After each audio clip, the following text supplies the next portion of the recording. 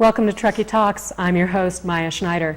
The interface between wildlife and people is becoming more and more of a problem as our communities grow and we encroach into the wildlife areas that we move up here to enjoy. On this show, we're going to be looking at different ways to make our communities safe and how we should be interacting with wildlife in our community and our region. I'd like to welcome Connie Stevens from the Wildlife Shelter. Connie, nice to have you on the show. Thank you very much. And Allan Carter from Placer County Sheriff's Office. Allan, nice to have you on the show as well. Thanks. Well, let's start off with one of the more obvious, and the picture we're about to put on the screen is a picture that everybody is familiar with, and that's a bear in the garbage. We see this all the time. Here you've got him. Looks like he's really helping himself to whatever's inside this enclosure. Connie, what's wrong with this picture? It looks cute. It does look cute, Maya, and our problem with the picture as humans is that we're drawn to this picture and people want to come closer to an animal as wonderful and beautiful as our local black bears are and as large and grand as they are. And fortunately, or unfortunately, they're even docile, some could say, in that they tolerate humanity and they look forward to the adventures of climbing into the trash containers, such as what was illustrated in that photo. What's wrong with the picture is that we're drawn to it. What's wrong with the picture is that a fed bear is a dead bear. No matter how they find that food that comes from you, me, our neighbors, that bear will eventually find its way into the source of that food, which is our home. And in crossing that threshold, I'm sure Allan will agree, this is where we cross the threshold to death for our local bears.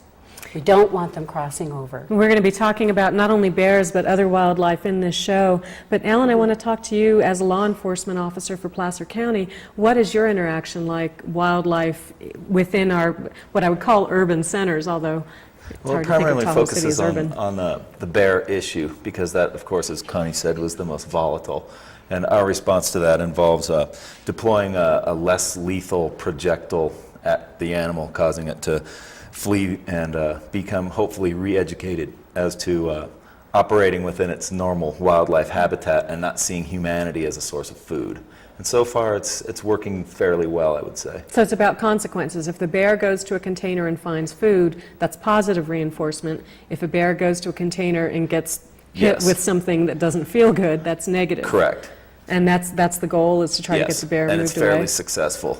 We frequently come across bears, and we're as close to them as that photo showed. And if you can scare it, we have noisemakers, pyrotechnics, rubber shotgun rounds that they hurt, but they don't hurt the bear. And, you have to be a certain distance away, of course, when you deploy these things, but they're pretty good. We'll ask you later on in the show about your personal experiences encountering bears, but I want to get back to Connie. Connie, what's the role of the wildlife shelter?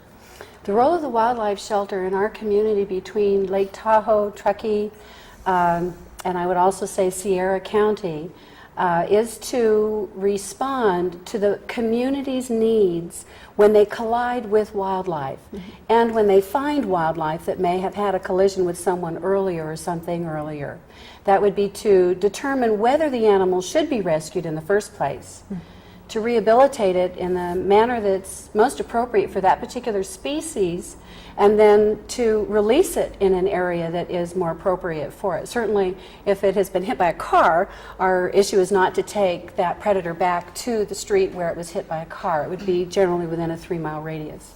Well, let's talk about some of the other animals. A compelling photograph that you brought that we'll be taking a look at is of a raccoon that was captured that had its paw caught in a can, and I think this is sort of clearly illustrates the interface between our polluting our environment and what happens when we do that. And this is really a tragic photograph. Is this something that you see fairly often? I would say no, we don't see this type of issue fairly often, in that they get caught within the cans. Those are just the wide-mouth pop-top cans that this raccoon found wherever. And it's a young raccoon, and it found it for both of the front paws, which didn't allow it then to be able to find food and to eat it. To ambulate or Absolutely. or do Could not anything. climb a tree to get away from a dog. Really, this animal should not have survived, and it's a miracle that we ever even got to be educated by this particular creature. And each one of the animals that come into our shelter, they are a professor of their own. They are the teacher to tell us what we can do to help them perhaps better in the future and to avoid it. And Well- that's what this particular case was. And now you have volunteers that are working the wildlife shelter? We have volunteers, and we have one part-time employee, and we're looking for either 2 other part-time employees or 1 full-time employee at this time. And we're always looking for volunteers. I'm always looking for volunteers, and we'll be Yes. showing telephone numbers for folks that may want to get interested or involved in that. Allan, let's go back to you for a moment. As a law enforcement officer, how much of your time is dedicated to animal issues? Is it significant? Is it small? Well, up here, of course, it occupies a larger portion of our time than, say, in an urban area. But, and of course, in the spring and the fall, when the bears are most active, that's when we get the bulk of our problem bears and our interdiction of same. Now, you bring up a good point. This show will be airing somewhere the first part of April, and bears are going to be out. In fact, it's been a very unusually warm early spring for us. They're already starting to come back. So you're already seeing animals out, the bears especially, and they've got to be hungry. Oh, yeah. Hungry and scrounging for food. Interesting, some of the different enclosures that people are now building for their garbage to sort of help deter bear activity. Is that helping?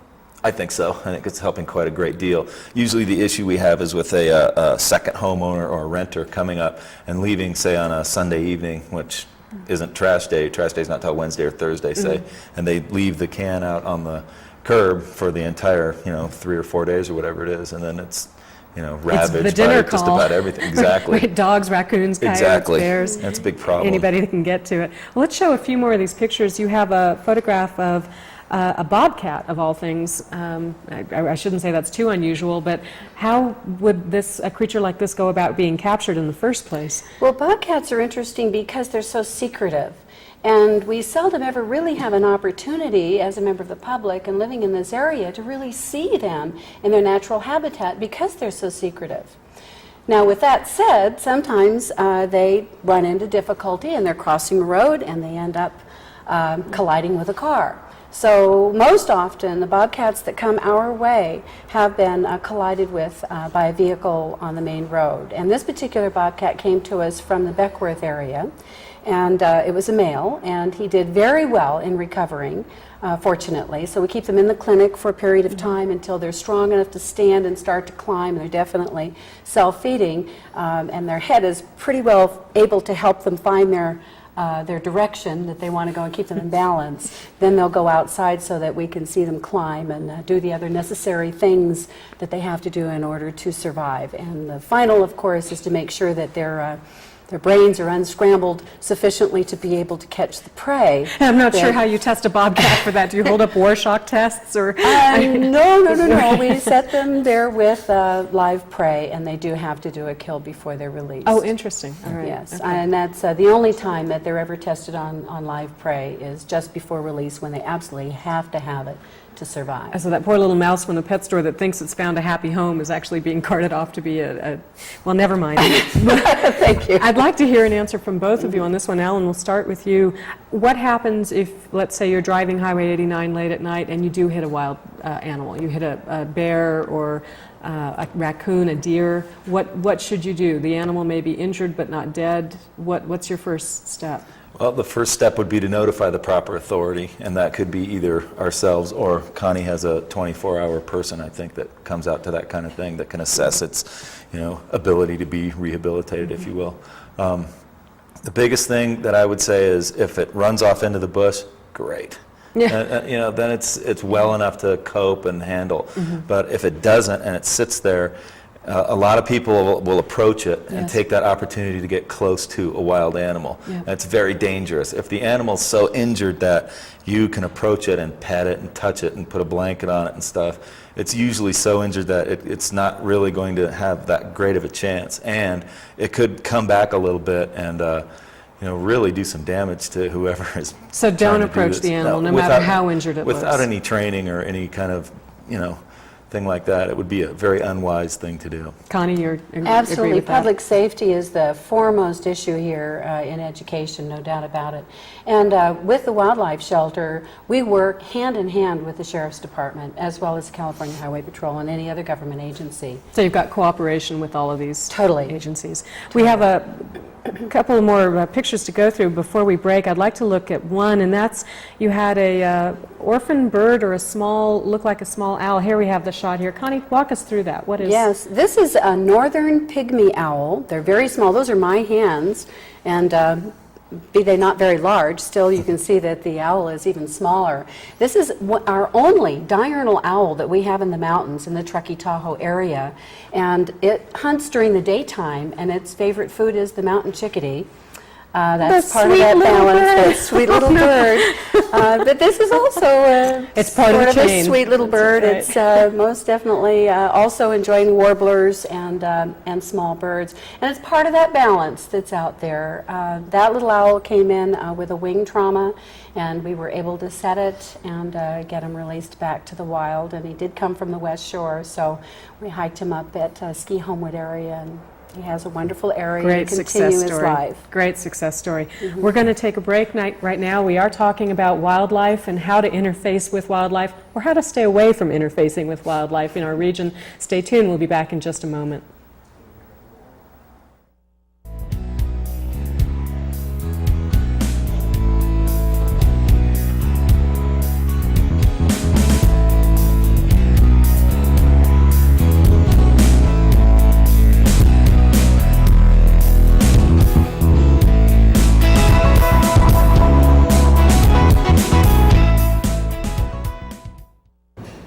Welcome back to the show. We're talking about living with wildlife, and our guests are Connie Stevens. Connie, welcome back from the Wildlife Shelter, and Allan Carter from Placer County Sheriff's Office. We looked at some pretty striking images in the first half of the show. We'll look at a few more in the second half. But before we do that, Connie, you wanted to talk a little bit about what the mission of the Wildlife Shelter is. I think this is a good time to do that. Great. Thank you for the opportunity to advise your viewers that a big part of our mission is to educate the public.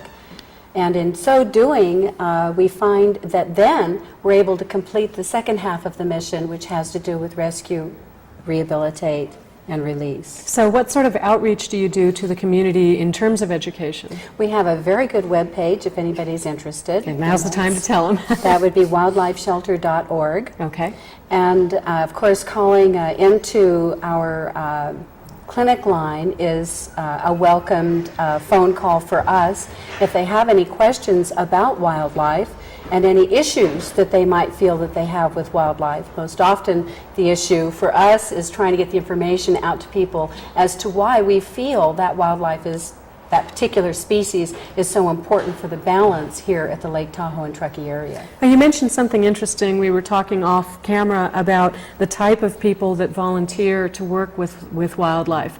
And let's talk a little bit about that. I think people, especially perhaps visitors and second homeowners, come up, see wildlife, and are intrigued by it. We may get sort of jaded, oh yeah, there's another bear, but other folks that come to the area, especially to visit, may really be excited by that and turned on by the idea of working with wildlife as a way to interface more with animals that otherwise they wouldn't get to approach. What's your response to that?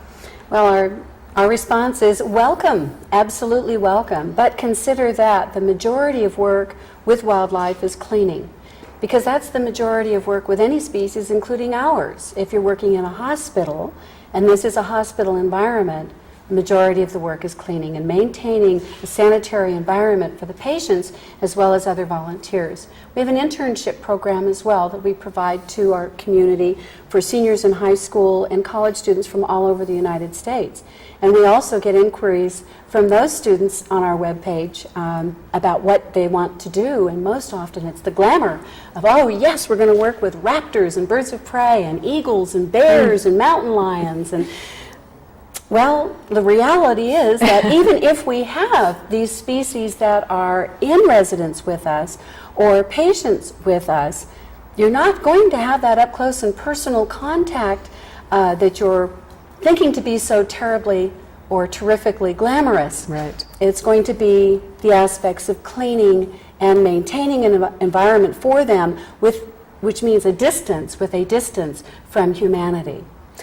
The next picture that we have up to show is a compelling, and one of those pictures that you would just say, "Ah," to. It's an orphaned raccoon. We'll get this picture up, and I think the important thing to note here, it's a small raccoon. This is not an adult raccoon, and that you've got a volunteer there. This is not your ordinary woman on the street. This is somebody who's been trained and knows how to handle these animals. Absolutely. Tell us Joyce about is this. very, very well qualified and trained and willing to do feedings, if you will, for mammals every 2 hours around the clock. And when this little girl came in, she had been orphaned, and the family had called in reporting that they had a family of raccoons underneath their house and they wanted to get them out, and someone got a trap from somewhere and they set the trap, and the mom was trapped, and so they went out, yes, we've got her in the trap, threw her in the back of the pickup and drove her away, thinking they're doing a great thing for mom, and let her go. And the babies were too small to be out and to fend for themselves.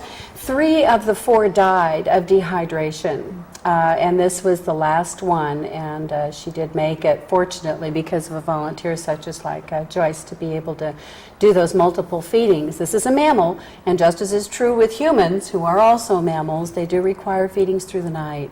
I was going to say every 2 hours would be setting the alarm and being pretty cranky over the next couple of days. Absolutely. Another picture that we have to show our audience is a bear in the cage, and I want to talk about this one. Oh, okay. This is. I apologize for not giving warning on this picture. This is a bear that was struck by a car. Yes, on the west shore of Lake Tahoe, and it was coming around a curve, the vehicle, and there was not a lot left of that vehicle, unfortunately. But at least the inhabitants of the vehicle, the humans, were okay. But it was a head-on, literally, with the head of this bear and the shoulder. And this is why we caution people, and I'm sure Allan agrees, at nighttime when you're driving, you cannot see a black bear, or as well a cinnamon or a brown bear. They are all black bears, but of the 3 different colors. They're very difficult to see even when they're large. And the caution is when you're coming around corners, please do slow down. And most of the animals that you would have the opportunity to interact with are nocturnal animals. They're out prowling at night, getting their food, and that's when we're out driving around, maybe a little too fast. Maybe Absolutely. Slow down a little bit. The issue would be the black bears, such as what we saw, and the raccoons are hit by cars frequently around the lake and in Truckee, or bobcats and coyotes, all 4. So slow down. Please.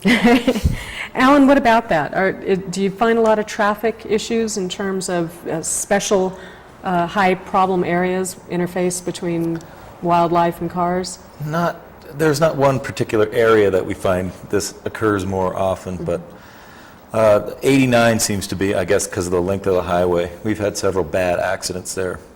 I remember one that was 2 motorcyclists and a deer, and it was pretty bad. That sounds like a bad combination. Yeah, it was very bad. So you have to pay attention, just be cognizant that these critters are out there. And depending on the stretch that you're on, as you recall that story, I recall riding on a motorcycle on Highway 89 just coming out of Sierra Valley and nearly colliding with a deer, and certainly shaving 10 or 12 years off the top of my life in the process. So there are certain areas where you may be more likely, maybe not in the middle of Truckee, but certainly out in the more rural areas to run across animals, especially deer, who seem to just jump out of the middle of nowhere and get in the way, although we're in their way as well. There's another shot that I did want to show, and that's a bear in a cage. Here we go. And you see the scale here. It's not too clear of a picture for our audience, but you get an idea. You can see the legs of the officers here handling the bear within this cage. What's the story behind this animal? This was a few years ago when there was a fire at Crystal Peak, and there were some telephone operators, not operators, but telephone equipment work people that were at the top of the telephone pole after this fire had raged through a certain area, and they spotted the bear walking not very well balanced along the roadway. So we got a call that there was approximately a 25-pound cub. I was going to say 25-pound bear is a baby bear. Was injured and emaciated and dehydrated and didn't appear to be very well balanced, and so we were asked if we would rescue. And this was in Nevada. So the Forestry Department from Nevada had called us to participate, and we had permission from California, since this is a balance between California and Nevada as well. A lot of we want to be agencies. sure everyone's happy and on the same page as to who's doing what to whom. So we did accept it, and then the bear, if you wanted to show the other photos upon receipt to the Sierra Pet Clinic, Dr. Ryan had treated the paws of the bear, and then also participating in that was Dan Olson from the town of Truckee Animal Control, which we were very appreciative for his help because he was monitoring the bear while it was under anesthesia. So a lot of, again, interagency, you've got the volunteer group, the law enforcement, and so many different agencies here, 2 counties, 3 counties really, that you're dealing with, 2 states, an incorporated city, volunteer organizations. It sounds like it takes a bit of coordination to get everybody together on the same page. It absolutely does, and because this is a hot topic for all of us when we're talking about bears, you do not just go out and help. Much as you might like to drop all of the entanglements and red tape, we go out to help while we're on the cell phone to the different agencies to say this is what we're doing and why we're doing it and where we're going, and we'll keep you posted, and please send someone, and we'll transfer the information or do whatever they choose for us to do. It's whatever happens, but in the best interest of the wildlife that we're treating. And in this case, this was a young bear. And she was not 25 pounds, she was 49 pounds, a little bit bigger. Yeah, but she did fit in the cage quite easily and was transported, and we kept her for 8 days. Now, is this the same bear here? Yes, she's under anesthesia, and we have Dr. Ryan holding her head ever so gently. And then we have Dan Olson from Animal Control as well. Was helping out. Assisted. Okay. And then you'll see the feet. And the problem with her was that her feet were terribly burned, and the rear feet were more so than the front paws. And Dr. Ryan and his associate, Mimi from, I believe she's an animal health technician from the Sierra Pet Clinic, came to the wildlife shelter and treated this bear every 3rd day. So there were 2 additional treatments that took place after she was released from the Sierra Pet Clinic for the initial treatment. We had 20 minutes to lift her out and set her down so we could quick clean the enclosure, and then she started coming around and push her back inside. We did not When want she's her coming out of waking up. anesthesia, that's a good time for her to be in the cage and you to be out of it. Absolutely. Let's talk a little bit about outreach to visitors in the area. How do the law enforcement agencies, or how does the wildlife shelter reach out to folks who may only be up for a weekend? Is there any sort of literature or any programs in place to educate our visitors? Well, the Sheriff's Office doesn't really get involved a whole lot in that. We're pretty reactive rather than proactive because wildlife interdiction isn't our primary function. Right. But there's all sorts of places you can go. Connie certainly is one. The Erman Mansion down the Westlake State Park there, they've got a whole facility, a wildlife museum, all sorts of literature you can take with you. And their park rangers are, of course, really knowledgeable on how to deal with and interface with our little animals. And of course, I don't mean to imply at all that it's the visitors or second homeowners or anybody that isn't a permanent resident that's the problem. I think just the sheer numbers of people that we have is really where we run into the issue. What about folks that are recreating outside of the delineated urban areas? Let's say somebody who's backpacking on the Pacific Crest Trail and runs across animals. Do you provide any kind of education on how to deal with animals out in the wild? Absolutely, Maya. If anyone calls, they're going to get some information, one. Also, we have a program every year that starts the 4th of July weekend and goes all the way through Labor Day on the bike trail, which Sierra Power was kind enough to donate the platform and the benches that people have available to them to attend these programs. It's every Saturday from 12 noon until 1 o'clock. And we have a variety of subjects that we cover throughout this 10-week period that will be presented this year. It's open to the public. All ages are welcome. It's applicable to all ages. And certainly if people have questions, we would hope that they would bring them to us there for discussion, as well as any additional literature that we have to give to them. It's probably a good time to get the wildlife shelter's telephone number and contact information back up on the screen so we can show that. Again, the mailing address is there. Best contact number, Connie, is 546-1211. That's a 24-hour number? Correct. Okay, and then the office number is 525-5 5960. Great. And then you have a website, and that's www.wildlifeshelter.org. Exactly. Okay, good place to go, good resources. We do have another photograph to bring up, and this is sort of a happier photograph. It's a photograph of a release of a wild animal. And what's encouraging about that is that he's on the way out and back into the wild. And back to the state of Nevada, because clearly our agreement with Nevada as well as California, although the borders are very close, our point of information to the public, as well as we do reassure the government agencies, what comes from Nevada goes back to Nevada, and what comes from California goes back to California. Sure, wildlife is a resource like any other resource would be. I'm assuming, but you'll have to tell me if I'm correct here, I'm assuming that the goal of the wildlife shelter is to rehabilitate animals for re-release into their natural environment. Absolutely. Currently today, that is our program. What about relocation? Do you ever find it necessary, and Allan, you may have run across this with more aggressive bears, to relocate an animal? It simply cannot seem to get the notion that being in an urban area is not a good plan. Do you ever relocate animals? We don't. Unfortunately, there is no program in place for us to do that. If a bear becomes a problem bear, the usual solution is to eliminate it. A fed And bear it's is a dead bear. Correct, and it's unfortunate, but that's usually the only solution that'll work.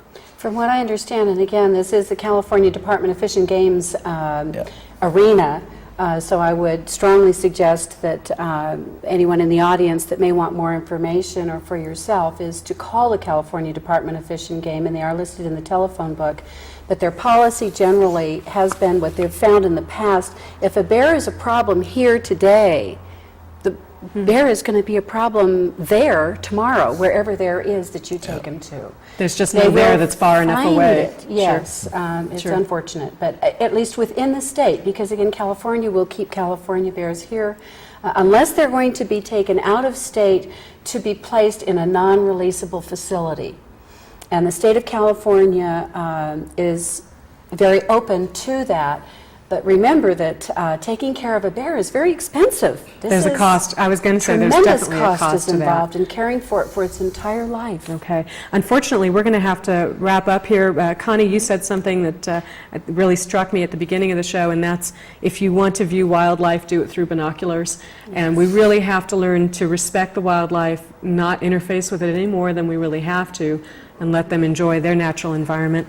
Allan, it's been a pleasure having you on the show. Connie, nice to have you on the show as well. Good luck to both of you.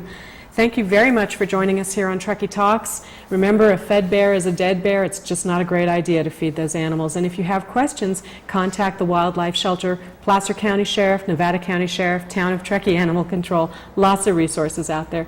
Thank you for joining us on Truckee Talks, and we'll see you next time.